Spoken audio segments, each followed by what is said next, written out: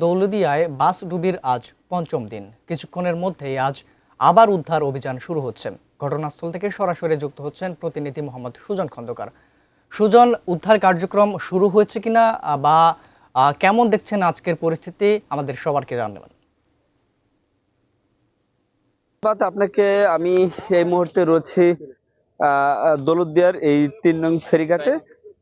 আপনাকে জানিয়ে রাখতে চাই, পঞ্চম দিনের মতো কিন্তু আজকে কিন্তু একটু পরেই কিন্তু উদ্ধার অভিযান শুরু হবে। এর মধ্যে আমার কাছে কিছু তথ্য এসেছে। আমি যদি একটু আপনাদেরকে জানিয়ে রাখি যে ইতিমধ্যে ফায়ার সার্ভিসের যিনি দায়িত্বরত কর্মকর্তা রয়েছে উনি আমাদেরকে জানিয়েছেন যে এই বাসের মধ্যে টোটালি যাত্রীর সিট ছিল কিন্তু ৪১টি, এর সাথে ড্রাইভারের এবং সুপারভাইজারের সহ ৪৩টি, এবং এর পাশাপাশি সামনে কিন্তু বনার ছিল। এর মধ্যে আপনাকে জানিয়ে রাখতে চাই, যেহেতু এখন পর্যন্ত ২৬ জনের মৃতদেহ কিন্তু উদ্ধার করা হয়েছে এবং ৫ জন লোক জীবিত ছিল এবং মোট হচ্ছে ৩১ জন। বাকি আসলে বাসের মধ্যে, যেহেতু আমরা প্রত্যক্ষদর্শী দ্বারা শুনতে পেয়েছি যে বাসের মধ্যে টোটাল সবগুলো সিটে কিন্তু ফ্লাপ ছিল, তাহলে কিন্তু এখন বাদবাকি লোকের যে সন্ধানটা, এই প্রশ্নের উত্তরটা কিন্তু আমাদের কাছে নেই।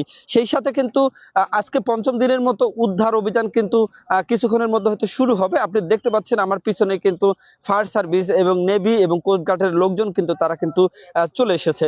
তারা মূলত বলছে যে আজকে মূলত তাদের কাজটা হচ্ছে পল্টনের উপরে স্প্রে করা এবং এর আশপাশের যে অঞ্চলগুলো আছে, বিশেষ করে নৌকার অর্থাৎ নদীর মাঝে যে সমস্ত জেলেরা মাছ ধরছে তাদেরকে কিন্তু তারা অবগত করে রেখেছেন যে কোথাও কোনো মরদেহ ভেসে উঠতে দেখলে তারা তাদেরকে যেন অবগত করে।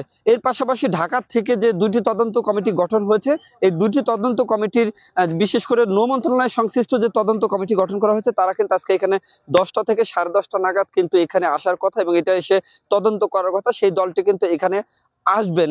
তো যখনই উদ্ধার অভিযান শুরু হবে এবং তখনই সেই সংবাদটা কিন্তু আপনাদেরকে আমরা জানিয়ে দিব। এখনকার মতো এই ছিল আমার কাছে এই ঘটনাস্থল থেকে সর্বশেষ।